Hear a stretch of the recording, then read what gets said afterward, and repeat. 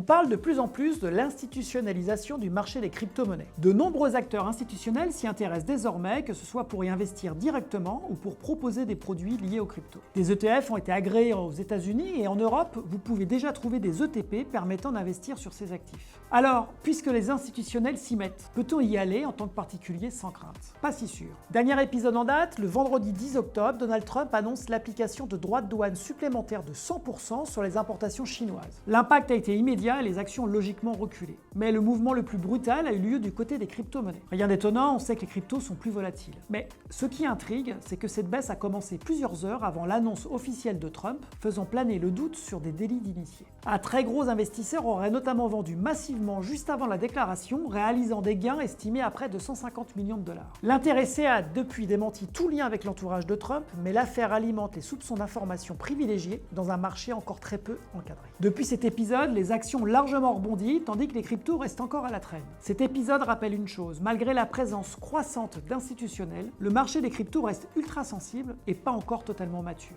Et vous, ce dernier épisode remet-il en cause votre manière d'aborder les cryptos ?